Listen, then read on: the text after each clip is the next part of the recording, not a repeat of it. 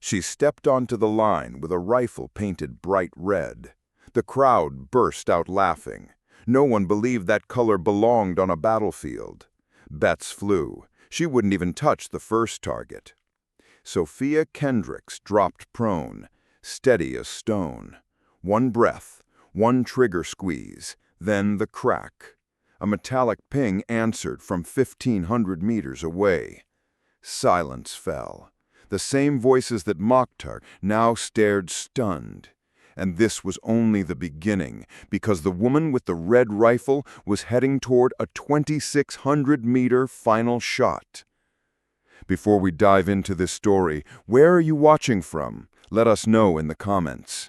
Welcome to Tales of Valor, where stories of courage and heroism are told. Let's uncover what really happened. Dawn slid across the Arizona desert. Camp Phoenix training facility woke under a pale orange sky, its long stretch of sand and steel already alive with movement. Engines rumbled, boots hit gravel, rifles clattered against benches. 50 of America's best shooters had gathered. Some carried combat scars, others carried spotless competition jackets. The divide was clear. Battlefield veterans on one side, range experts on the other.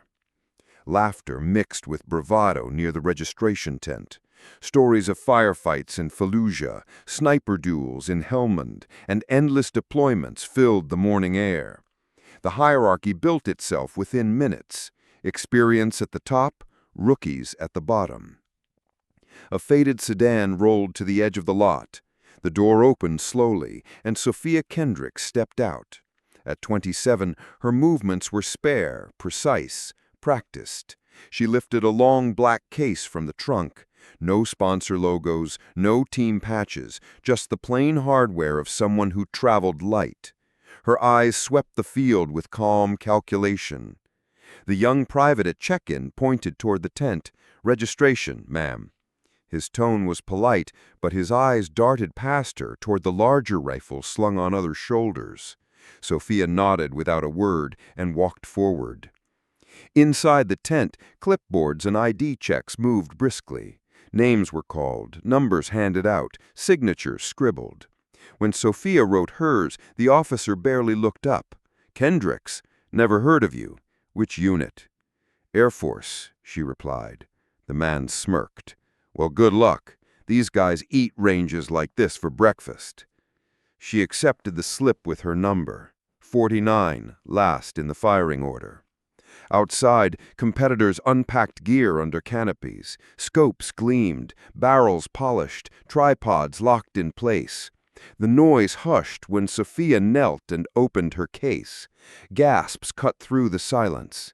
Inside lay a perfectly maintained AXMC, its finish blazing crimson. The rifle looked like it had been dipped in fire. Chuckles spread.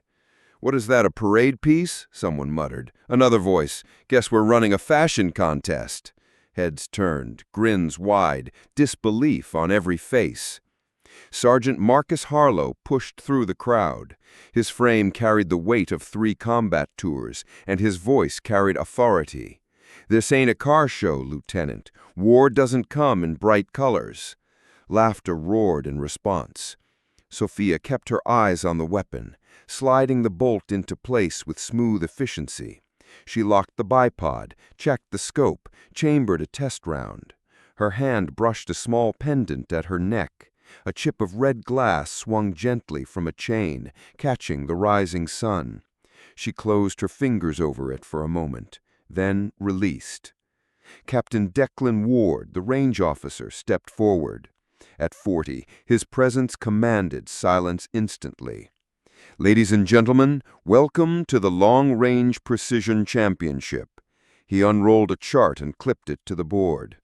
"Targets are staged at 1,500 meters, 1,800 meters, 2,100 meters, 2,400 meters, and 2,600 meters. The final round, 2,600 meters, unbroken territory." The announcement sent murmurs through the groups. 2.6 kilometers, nearly 1.6 miles, a distance no official shooter had ever struck. Competitors will fire in reverse order of registration, Ward continued. That means Lieutenant Kendrix will open each round. All eyes swung back to the red rifle. Sophia adjusted her sling without reacting. The whispers followed her as she walked to the first station. 1,500 meters, routine for most, yet the pressure was doubled for her. Spotters set scopes. Range flags shifted in the morning wind. "Shooter ready," Ward called. Sophia lay prone, cheek against the stock, body aligned like a textbook illustration. 3 breaths, half exhale, trigger squeeze. The crack rang across the valley. The metallic ping followed, center strike. The spotter's voice carried surprise. "Hit dead center." The silence broke into murmurs again. Sophia rechambered without emotion, as if the shot was inevitable. "Beginner's luck," one man muttered. Marcus Harlow folded his arms, studying her closely. Her form was flawless. Breathing, grip, recoil control, everything was professional. At 2,600 meters, storm clouds gathered overhead as Sophia took position for the final time. Her pendant slipped from her collar, a flash of deep red swinging briefly. She touched it, steadying herself. The rifle roared. A heartbeat later, the spotter shouted, "Center mass!" The silence after the call was thick. A woman with a crimson rifle had just conquered 2,600 meters. No one else had even dared to imagine it. As Sophia rose, her jacket shifted. Wind caught the fabric, pulling it aside. A dark tattoo showed on her forearm. Wings arched over a burning sun. Marcus's eyes widened. He recognized the mark from whispers passed in war zones. Operation Shadow Strike. His face drained of color. "Impossible," he muttered.